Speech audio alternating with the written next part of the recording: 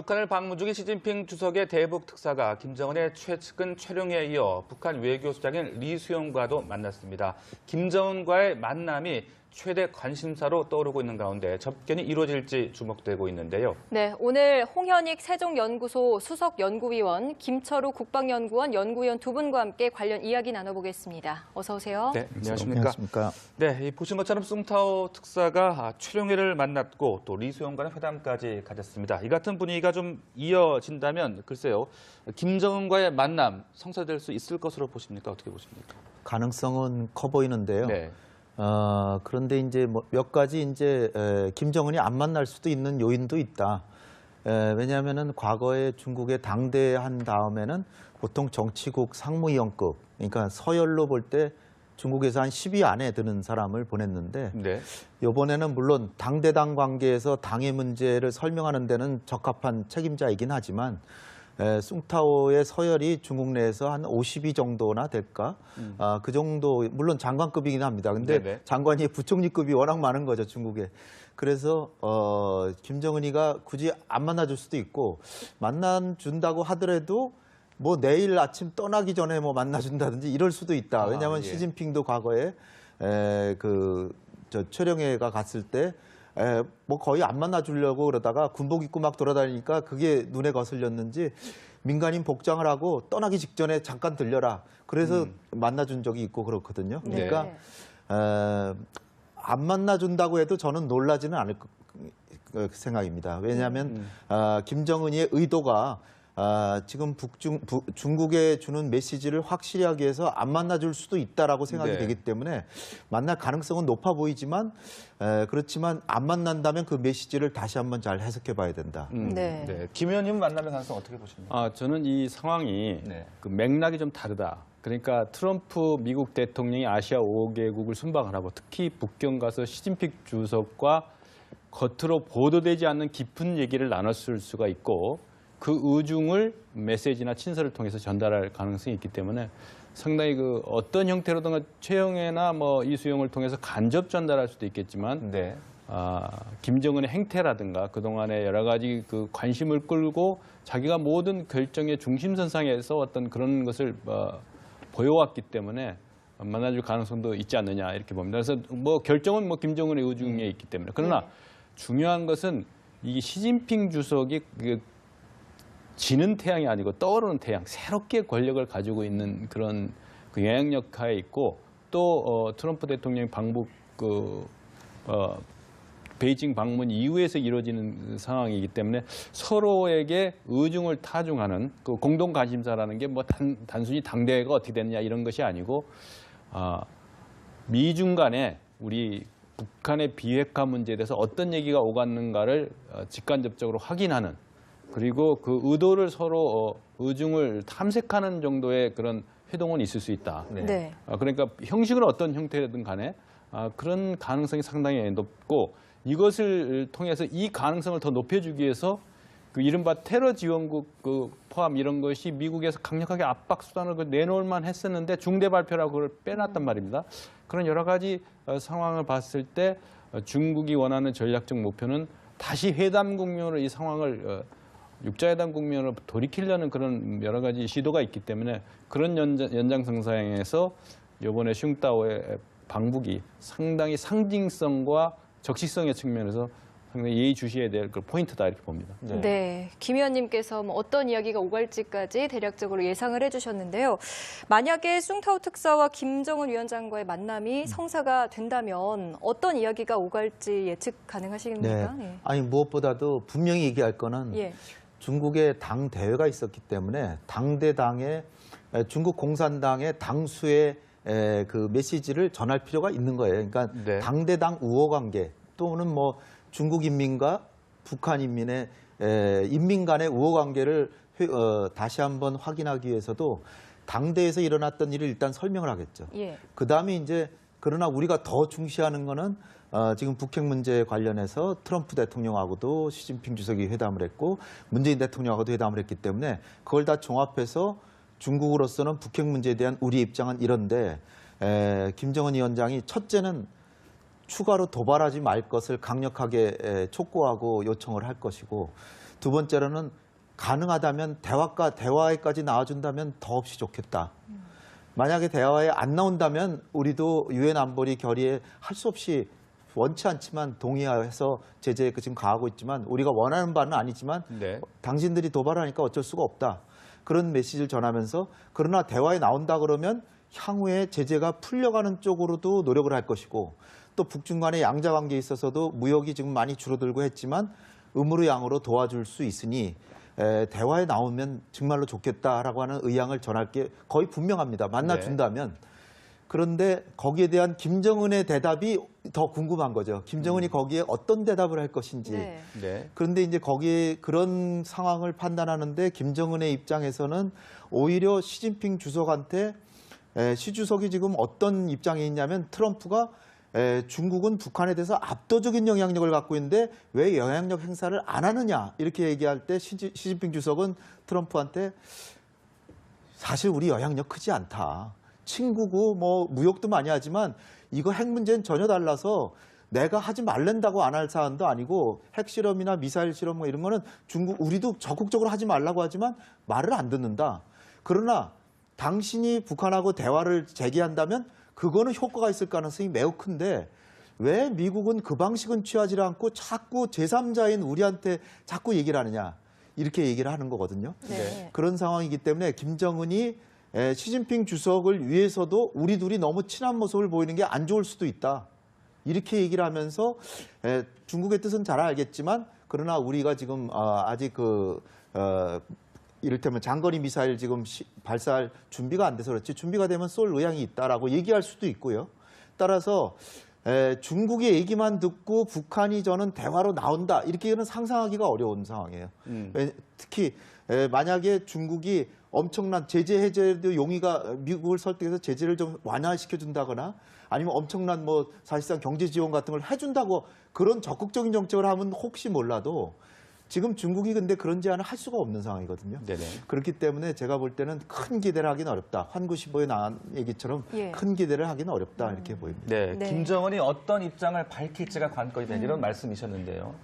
그러니까 슝따오의 그 역할은 네. 메신저로서 뭐 결정을 위한 면담이 아니고 그 위치도 그렇고 김정은의 의중을 파악해서 전달하는 그야말로 메신저의 역할을 하는데 네. 거기에서 지금 김정은의 그 이른바 전략적 셈법은 뭐냐면 트럼프의 이번 그 아시아 5개국 순방에서 중요한 메시지가 미국을 시험 하나 들지 말라.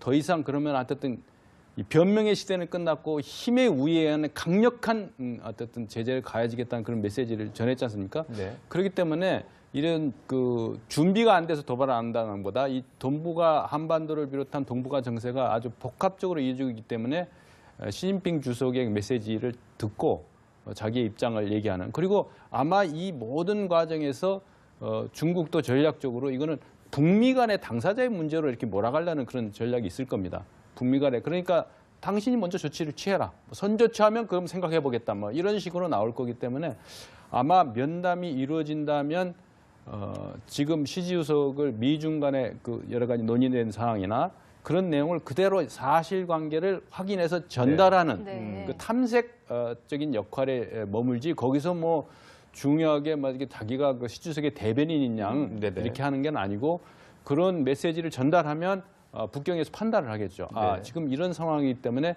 더 이상 몰아붙이면은 이것이 중국의 전략적 이해와 반대되는 방향으로 이 정권이 위험한 수준으로 갈 수 있다라는 판단을 할 수도 있기 때문에 이번에 메시지 전달이라든가 최용해를 비롯한 이 북한 수뇌부를 통해서 이런 분위기가 어떠다는 현장의 분위기를 정확하게 전달하는 것이 시 주석의 판단에 상당히 영향을 미치는 그런 계기가 되지 않을까 이렇게 봅니다. 어쨌든 이번 대북 특사 파견을 계기로 북중 관계가 좀 냉랭했던 것에서 좀 해빙 분위기로 가지 않을까. 또 김정은의 방중 협의도 있을 그런 것도 있지만 이런 1차적으로는 변명에 가까운 자기 합류가 있겠죠. 우리도 어쩔 수 없다라는 게 있고 그다음에 만약에 김정은이 새로운 그 필요성에 의해서 현실적인 민생의 압박이 오는 제재 국면을 탈피하기 위한 여러 가지 조치를 취한다면은 그런 얘기도 오고 갈 수 있지 않느냐. 그런 것은 아마 추가적인 메시지를 통해서 중국에서 또 다른 특사 파견이라든가 뭐 다른 제3의 장소에서 물밑 접촉 이런 걸 통해 가지고 미국의 이른바 감시망, 미국의 예의주시라는 이번 회동에서 이루어지지 않는 다른 또 채널을 통해 가지고 그런 탐색을 할 가능성이 있다 이렇게 봅니다. 네. 네. 자, 이런 가운데 북한은 지금 2달여 동안 좀 잠잠한 것 같습니다. 지금 군사 일정에도 잘 모습을 드러내지 않고 뭔가 좀 민생을 챙기는 그런 모습을 지금 보이고 있는데 이런 김정은의 어떤 행보 어떻게 좀 해석을 해야 되겠습니까? 지금 이제 2달 지났죠. 네. 조셉윤 미국의 육제회담 대표가 뭐 2달 정도 도발 안 하면 대화할 수 있다는 걸로 여길 수 있지 않느냐 이런 메시지를 계속 흘려왔어요. 그리고 틸러슨 국무장관이 한 2차례 이상 북미 간에 2~3개의 대화 채널이 가동되고 있다. 근데 이제 거기에 대해서 트럼프 대통령은 뭐 약간 움직임이 있는 것 같지만 내가 보기엔 별거 아니다. 이런 식으로 얘기하면서 최고의 압박과 제재를 또 계속 강조해 왔죠. 그러면서 동북아를 쭉 순방하면서 일본에서부터 하나하나 자기네 물건들을 팔면서 약 3,500억 달러 이상, 그러니까 미중 무역 적자가 3,500억 달러인데 한중일 요번에 물품 구매액 더하면 거의 비슷한 액수의 물건을 팔고 갔어요. 그러니까 한 차례 경제적으로는 트럼프 대통령이 다 이제 챙겼는데 그리고 돌아가서 여기 한국이나 중국에서는 상당히 말을 좀 자제해서 그 무력 행사를 하겠다는 얘기는 안 했지만 또 다시 돌아가서는 강력한 제재가 필요하다. 뭐 중대 발표라고 해서 엄청나게 기대했잖아요. 거기서 얘기한 게 쌍중단 얘기를 하면서 시진핑 주석에게 중국의 제안은 우리는 받아들일 수 없다. 이 얘기를 했는데 그것도 오해를 사는 방식으로 이제 얘기를 했는데요. 지금 중요한 것은 뭐냐면은 미국은 지금 대화를 하고 싶은 생각이 조금은 있는 것 같아요. 있는데 지금까지 강력한 최고의 압박을 가해왔기 때문에 갑자기 대화한다고 할 수가 없잖아요. 그래서 지금 매티스 국방장관이나 틸러슨 국무장관의 입을 통해서 이렇게 조금씩 얘기가 나오는 걸 보면 조건을 제시하고 있어요. 그러니까 조건이 뭐냐면 북미 간에 대화를 하는데 북한이 그걸 받아들여서 미국의 체면을 지키면서 대화에 나가기 위한 조건들을 밝히는데 그게 뭐냐면은 핵과 미사일 프로그램을 중단하고 그다음에 실험하지 말고 그다음에 수출하지 않는다. 이 3가지를 국무장관이 아닌 미국의 국방장관이 얘기를 했어요. 그다음에 이제 국무부에서 나온 얘기는 지금 북한도 아주 대화를 안 하겠다는 건 아닌 것 같은데 그냥 대화에 나올 수는 없고 확실하게 비핵화에 대한 의지가 있다는 것을 밝히면 우리도 대화에 응할 수 있다. 국무부는 아예 한 가지만 얘기를 했어요. 근데 이게 다 다른 얘기이기 때문에 사실은 4가지죠. 4가지지만 요번에 제가 숭타오 특사가 만약 김정은에게 그런 얘기만 들으면 굉장한 성과라고 보는 건 뭐냐면 북한의 입장은 지금은 사실은 대화 필요 없다. 북한도 뭐 그렇지만 실제로는 조건 없다면 북미 간의 대화는 한다는 거예요. 근데 북한이 미국이 바라는 것 중에 4가지 중에 한두 가지라도 얘기를 해주면 그건 성과다라고 보는 거예요. 미국의 체면을 조금 세워주니까 트럼프도 자기 체면이 좀 사니까 그럼 대화 좀 한번 해봐라. 뭐 기대는 안 하지만 해봐라. 국무부는 이렇게 할 수 있는 거거든요. 근데 그런 것 중에 북미 간의 대화가 된다면 그 기간 중에는 도발을 하지 않을 것이고 그 다음에 북미 간의 대화가 잘 돼서 서로 안보 위협이 없어진다면 비핵화 의지가 우리도 없는 것은 아니다. 라는 식으로 문을 열어놓는 거죠. 지금은 우리는 비핵화할 생각이 전혀 없다. 북한이 그러고 있는데 북미 간의 대화가 잘 돼서 협상이 타결이 된다면 우리도 뭐 그 문을 완전히 닫아놓은 것은 아니다. 이 정도만 얻어낸다고 하더라도 전 대단한 성과라고 볼 수 있을 것 같은데 제가 보기엔 그것도 기대하기는 사실 쉽지 않다. 그렇게 봅니다. 알겠습니다. 자, 이제는 좀 귀순 병사 이야기를 나눠보겠습니다. 정부가 귀순한 북한 병사의 건강이 회복되는 대로 합동신문을 진행할 방침입니다. 합동신문을 통해서 논란이 되고 있는 북한의 정전협정 위반 또 우리 군의 대응 적절성 여부를 좀 밝힐 예정인데 어떤 이야기가 오갈 거로 예상이 되십니까? 귀순 용사든 뭐 탈북자든 누구든 간에 대한민국으로 들어오면 정상적인 절차에 의해서 합동신문을 합니다. 이게 특별한 요번만 하는 게 아니고 그런 절차를 거쳐서 첫 번째 그 신분과 귀순 동기 또 북한을 탈출해서 특히 판문점을 통해서 이렇게 집차를 몰고 오게 되는 그런 경위를 좀 더 확인할 거고 그런 전반적인 사실관계가 우선 제우선이죠. 그거를 추정이 아니고 뭐 CCTV를 통해서 확인이 아니고 그 의도 왜 이 시점에 이런 방법을 통해서 탈출하게 된가 그리고 그 신분이 정확히 뭐냐, 네. 누구를 뭐 운전하는 운전병이었느냐라는 것까지도 전반적으로 사실관계 확인이 되면은 이 JSA 그 판문점 공동경비 가지고 있는 상징성과 지휘관계를 좀 명확하게 밝혀서 우리 지금 언론이나 대한민국에서 자꾸 이것을 우리 군이 뭘 잘못했느냐 이걸 자꾸 포인트를 맞는데 사실은 그 사람이 왜 이 시점에 이런 방법을 통해서 기순했느냐는 그걸 잘 봐야 되고 이것을 자칫 왜 우리 땅인데 우리가 지휘권을 행사 못하냐 이런 방송으로 하기 때문에 아마 이런 그 CCTV의 그런 사실관계를 정확하게 다루는 걸 영상이 공개가 되면은 네. 언제가 될지는 모르겠지만은 예. 그게 되면은 그런 그 사실을 은폐하거나 축소하거나 뭔가 이렇게 말을 맞추기 위한 그런 걸 오해받는 것이 완전히 해소될 걸로 봅니다. 과거에 목함질의 도발 때도 그렇지 않습니까? 그런데 이 지역은 유엔 사령관이 가지고 있는 그 관할권을 가지고 있는 지역이기 때문에 그런 절차적인 그런 그 협의가 필요하겠죠. 그래서 우리가 분명히 밝혀야 될 것은 어떤 도발이나 이런 거 있을 때 자꾸 우리 군이 뭘 잘못했느냐라는 그런 네. 그 포인트로 볼 게 아니고 특히 뭐 대대장이 자기 목숨을 하면서 포복까지 해서 구출하고 또 불과 1시간도 안 되는 기간에 헬기로 이송해 수술까지 하는 그런 즉응 시스템 같은 네. 거는 굉장히 잘 된 거 아니겠습니까? 네. 그래서 이 사건이 가지고 있는 상징성을 충분히 이해하나 이것을 바라보는 관전 포인트나 시각은 네. 너무 우리 군의 팩트를 파인딩 해야지 잘못을 팩트 파인딩이 아니고 폴트 파인딩 잘못을 가려내는 그런 대상은 안 된다라고 봅니다. 네, 특히나 또 북한의 추격조가 군사 분계선을 넘어왔느냐 네. 이 부분도 지금 논란이 되고 있고 그래서 앞으로 CCTV가 공개가 된다면 또 북한이 어떤 반응을 보일지도 궁금해지는데 네. 어떻게 좀 분석을 하십니까? 네. 그러니까 이제 관심의 초점이 되는 게 네. 북한 병사, 귀순 병사가 넘어왔을 때 이 군사 분계선을 넘어온 뒤에도 총을 쏴서 우리 영역에 우리 영토에 총알이 떨어졌느냐 예. 뭐 이런 것하고요. 거기다 한 걸음 더 나가서 북한군 병사들이 쫓아오다가 그 군사 분계선 자체를 넘어왔느냐. 그러니까요. 네. 그러면 그건 분명히 그건 너무 명백한 위반이죠. 근데 지금 이제 안타깝게도 남북한 간의 모든 채널이 끊겼고 유엔사하고 북한과의 그 대화 채널도 꺾여서 모든 게 끊겨서 2009년 이후에 대화의 본바가 없습니다. 하다못해 천안함 폭침 여기 대해서도 항의했는데 회담이 이루어지지도 못했고 항의하는 것 제대로 하지도 못했거든요. 그러니까 우리가 항의할 수 있는 거는 확성기 방송 통해서 항의를 해야 된다는 거예요, 지금. 예. 그런 데다가 2013년에 북한이 남북 간의 경색된 국면에서 핵실험하고 유엔 안보리에서 제재 나오니까 정전협정 무효화 선언을 해버렸어요. 그게 아직도 그들은 그 상황에 있는 거기 때문에 우리 정전협정? 이미 우리는 뭐 없다고 생각한다. 이렇게 해버릴 가능성이 커요. 따라서 이것이 북한에 대해서 어떻게 규범적으로 작동하는 거 그런 것보다도 추후에라도 이런 일이 재발하지 않도록 이를테면은 그 JSA에 있어서 경비는 우리가 맡고 있고 그러나 발포권은 또 미군이 막 갖고 있는데 이렇게 긴급 상황이 벌어지면 언제 미군의 허락을 받고 발포하겠습니까? 따라서 이런 것을 규정을 바꾼다든지 이런 데 우리가 좀 참조해야 되는데 해야 될 것 같고 실제로 북한에 대해서 어떻게 규범력을 가지고 항의할 수 있겠죠. 항의할 수 있지만 그들의 반응이 나올 거는 거의 없을 것이다.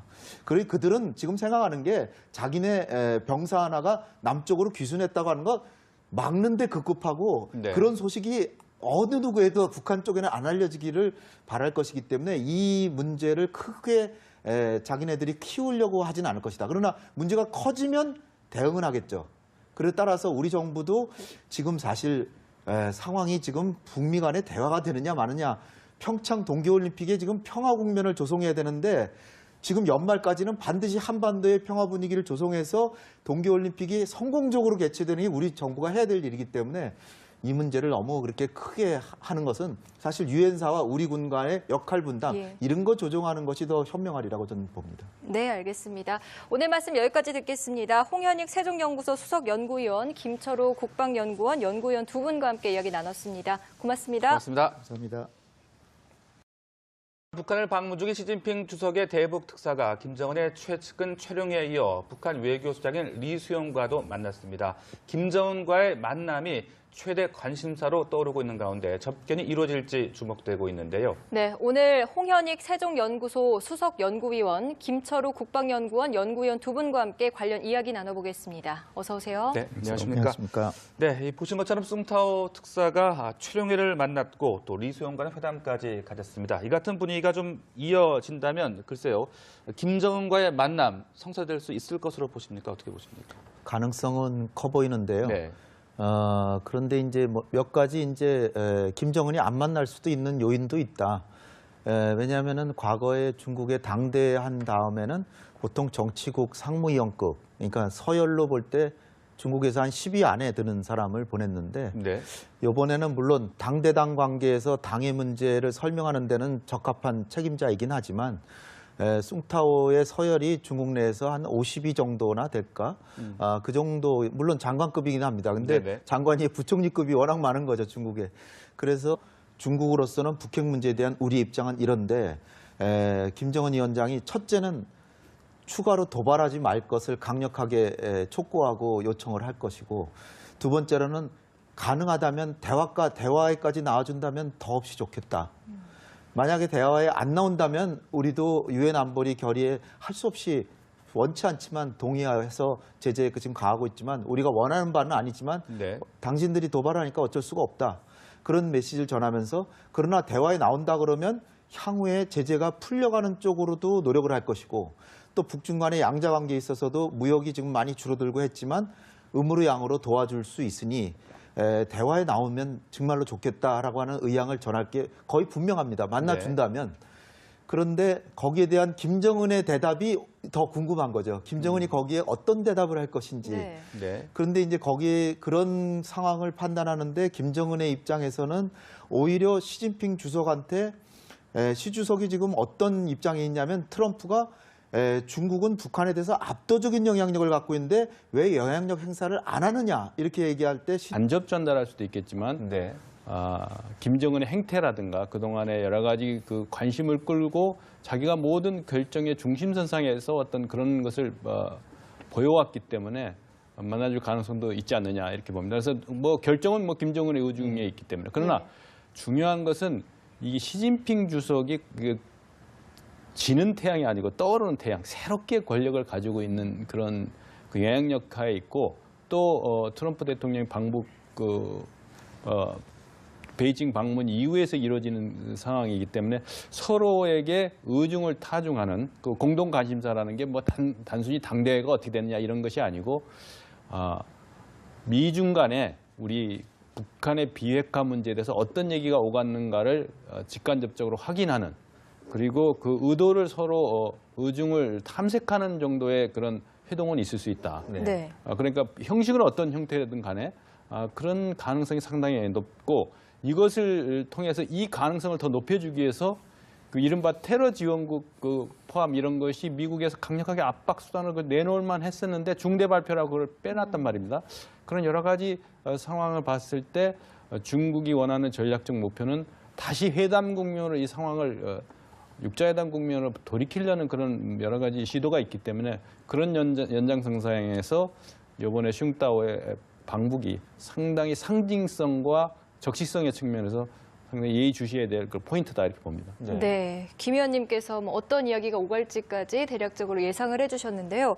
만약에 숭타오 특사와 김정은 위원장과의 만남이 성사가 된다면 어떤 이야기가 오갈지 예측 가능하십니까? 네. 아니 무엇보다도 분명히 얘기할 거는 중국의 당 대회가 있었기 때문에 당대당의 중국 공산당의 당수의 그 메시지를 전할 필요가 있는 거예요. 그러니까 당대당 우호 관계 또는 뭐 중국 인민과 북한 인민의 인민 간의 우호 관계를 다시 한번 확인하기 위해서도 당대에서 일어났던 일을 일단 설명을 하겠죠. 그 다음에 이제 그러나 우리가 더 중시하는 거는 지금 북핵 문제에 관련해서 트럼프 대통령하고도 시진핑 주석이 회담을 했고 문재인 대통령하고도 회담을 했기 때문에 그걸 다 종합해서 김정은이가 굳이 안 만나줄 수도 있고 만나준다고 하더라도 뭐 내일 아침 떠나기 전에 뭐 만나준다든지 이럴 수도 있다. 왜냐하면 시진핑도 과거에 최령해가 갔을 때 뭐 거의 안 만나주려고 그러다가 군복 입고 막 돌아다니니까 그게 눈에 거슬렸는지 민간인 복장을 하고 떠나기 직전에 잠깐 들려라. 그래서 만나준 적이 있고 그렇거든요. 그러니까 안 만나준다고 해도 저는 놀라지는 않을 생각입니다. 왜냐하면 김정은이의 의도가 지금 중국에 주는 메시지를 확실히 하기 위해서 안 만나줄 수도 있다라고 생각이 되기 때문에 만날 가능성은 높아 보이지만 그렇지만 안 만난다면 그 메시지를 다시 한번 잘 해석해 봐야 된다. 김 의원님 만남의 가능성 어떻게 보십니까? 저는 이 상황이 그 맥락이 좀 다르다. 그러니까 트럼프 미국 대통령이 아시아 5개국을 순방을 하고 특히 북경 가서 시진핑 주석과 겉으로 보도되지 않는 깊은 얘기를 나눴을 수가 있고 그 의중을 메시지나 친서를 통해서 전달할 가능성이 있기 때문에 상당히 그 어떤 형태로든 최영해나 뭐 이수영을 통해서